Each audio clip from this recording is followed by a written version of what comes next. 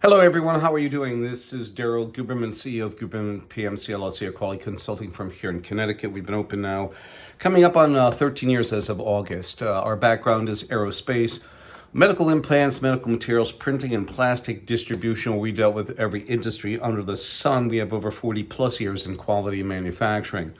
This video today is for an attorney who contacted me, as a matter of fact, this morning, asking me to explain in depth about ANSI-ANAB and their underwriter ability with the IAF and ILAC, the International Accreditation Forum, which is a repository for both national and international accreditation bodies incorporated in Delaware. And also ILAC, the International Laboratory Accreditation Cooperation, which is in Australia.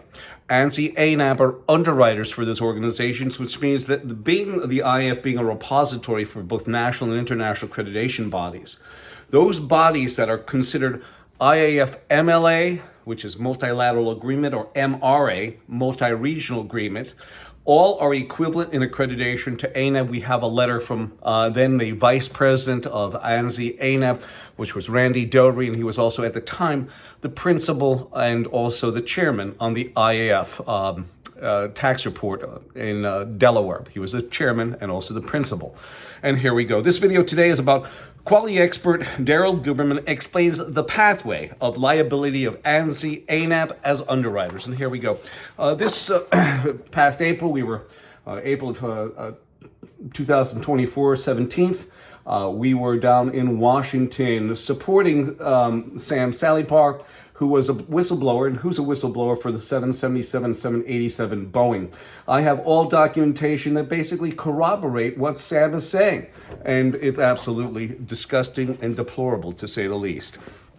ANSI, the American National Standards Institute, is a private, not-for-profit, non-governmental corporation that has federal agencies and corporations on board.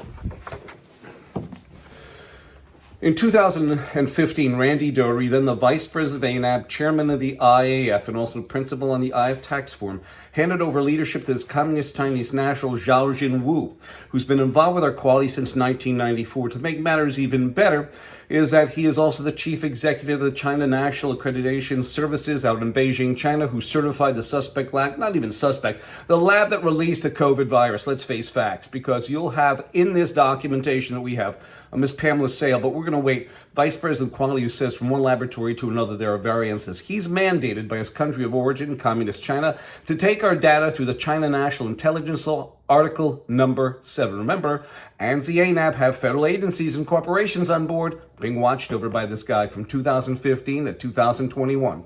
ANSI took over complete control over ANAB in 2018. You have federal agencies and corporations, only a sample.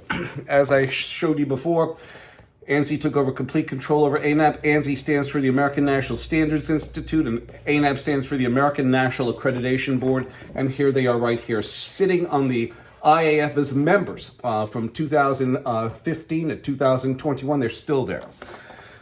You have ANAB that sits on ANSI's board and vice versa. You have over 10 different registrars in China that can issue an ANSI-ANAB accreditation. Here is the little piece of information that I gave you about an IF MLA, IF MRA. You can stop this video. It basically says in here that like a China National Accreditation Services, being a IAF MLA, multilateral agreement organization, is equivalent in accreditation to ANAB, which means that ANSI-ANAB, being underwriters, take all legal responsibility. Here is a federal solicitation from the State Department in 2018 when Zhao Jinwu was still watching over the IAF. So you take a look at this, and within the context of this contract, it says you have to be IAF and you have to be ANSI-ANAB. And here it is, right over here. It states, ANAB is an underwriter for the International Accreditation Forum. That means they take any responsibility for system error as well as product failure. Example, you have the Boeing airplane, okay, Alaska Air, pops the door. You have to go to Boeing, you have to go to the manufacturer of that door, and you also have to go to the accreditation body of ANSI-ANAB. Problem is that Boeing sits on ANSI-ANAB's board that can grant, suspend, and withdraw certification. They also have them on their supplier portal that says must be ANSI-ANAB or internationally equivalent. They also call out ANSI-ANAB in their 2002 supplier bulletin that stated, just send us an AS9100 certificate as long as it's ANAB accredited. Send us the cert, send us the parts. We don't have to come visit you at your facility for 22 years thus far. You have the IAF, which is a sister organization to ILAC, International Accreditation Forum in Delaware, and ILAC, the International Laboratory Accreditation Cooperation in Australia. This shows that ANSI is the founder, the American National Standard Institute is a founder of the IAF. Problem 2 is you have APAC, which is the Asian Pacific Accreditation Cooperation. They are IAF members, and they go around presidential sanctions, as you can see with the countries that are highlighted there. I'm not going to go read into that. Now you have Zhao Jinwu. Zhao Jinwu standing in the laboratory at Wuhan, China in 2017, issuing a certificate to a laboratory that wasn't prepared. Why? Because there's an article from Politico from 2018 where a contingency of Americans went to the lab in Wuhan, China, no less. And what happened in that lab is that scientists said that we need trained technicians. We don't have enough. So he basically issued a certificate into a laboratory that was substandard.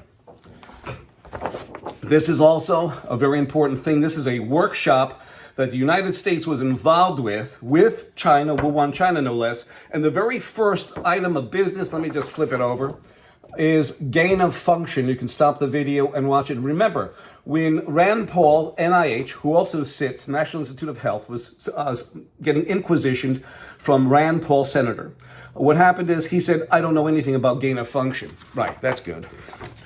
This is the actual Chinese periodical that picture was in that I showed you. It's right over here. And by the way, this get-together was from May 17th to 19th, 2017, a couple years before COVID escaped. And here it is. There's that. And of course, they save the best for last. Here's the situation about the workshop. The CDC came out with a training document. Remember what I told you about how those scientists were complaining how Zhao Jinwu gave a certificate into a substandard laboratory? And by the way, the China National Accreditation Services, as I told you, is equivalent to ANSI-ANAB as underwriters. So that means if there was a release of virus and people are suing, you sue ANSI-ANAB. I would be your expert witness with it. We've got all the data. Within the context of this training document from May of 2019, I'll gladly send it to you. The safety and function of the BL4, BioLevel 4 laboratory, relied not only on the containment facility and biomanagement systems, but also on the highly qualified and experienced staff, and they failed. You now have the confession of Pamela Sale. Pamela Sale said under deposition that from one laboratory to another, there are variances. They lack protocol. So she basically said when Zhao Jinwu gave that certificate to Wuhan, China, it was not in compliance with the standard, and he just gave it to him. And here we go. A major majority of failures happen in certified laboratories, and if you require any information, I've got a ton of it on laboratory failures. The reason why we do this is because we are doing it to show you that ANSI-ANAB is responsible for the Boeing quality faux pas, especially when Boeing states on their supplier bulletin from 2002, it must be ANSI-ANAB accredited for AS9100 for aerospace. If it is, send in your cert, send in your parts, and Boeing doesn't have to send any inspection to you. You have Pfizer that sits on ANSI's board that had quit, who skipped quality processes and standards in the manufacture of the COVID vaccine. You have Johnson & Johnson, same thing. You got Lockheed Martin after their 801st aircraft, 801st F-35, still producing failures. My telephone number is 203-556-1493 or Daryl, D-A-R-Y-L, TQRS @yahoo.com. I look forward to hearing from you. And remember this, it is not the droplet of water that wears away the mighty stone, but it is its persistence. From Confucius. I thank you.